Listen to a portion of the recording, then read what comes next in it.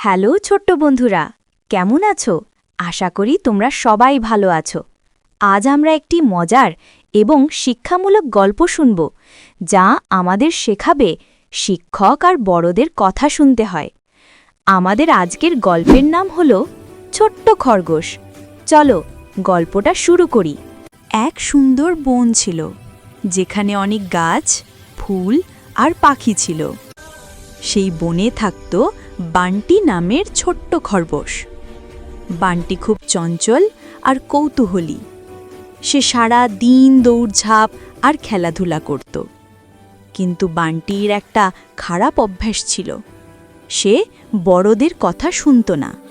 বনের শিক্ষক রুডি হরিণ বলতো, বান্টি, বড়দের কথা শুনো, তাহলে তুমি নিরাপদ থাকবে। বান্টি হেসে বলল, আমি সব জানি, আমার শুধু খেলতে ভালো লাগে।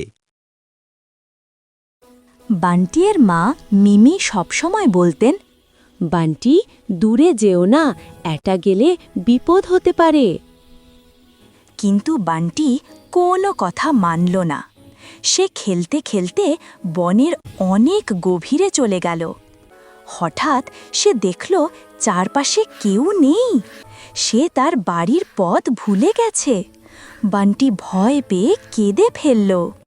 সেই বনের মধ্যে একটি বড় জাদুকরি গাছ ছিল, যার ডালপালা ঝিলমিল করত এবং গাছের ঝিলমিল করা পাতার কালো চারপাশে জাদুর মতো ছড়িয়ে পড়ল।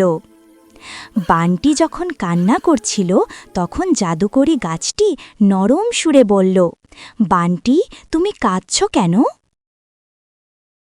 বান্টি বলল, আমি কি করে এখন বাড়ি ফিরব? আমি মা আর রুডির কথা শুনিনি, তাই এখন আমি পথ হারিয়েছি। তারা হয়তো আমাকে খোঁজাখুঁজি করছে, আমাকে না পেয়ে দুশ্চিন্তা করছে। গাছটি হেসে বলল, বান্টি, বড়রা আমাদের ভালো চায়। তাদের কথা শুনবে, তাহলে আর বিপদে পড়বে না। এরপর গাছটি তার ডালপালা নেড়ে বান্টিকে বাড়ির পথ দেখিয়ে দিল।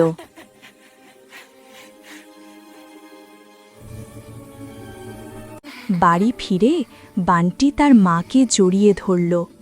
তারপর সে দুজনের কাছে ক্ষমা চাইল। এই গল্প থেকে আমরা শিখলাম, শিক্ষক এবং বড়দের পরামর্শ আমাদের জন্য খুব গুরুত্বপূর্ণ এবং তাদের কথা শুনলে আমরা অনেক ভালো কাজ করতে পারি। আমাদের আজকের গল্প এই পর্যন্ত। আবার নতুন একটি সুন্দর গল্প নিয়ে তোমাদের সামনে হাজির হব।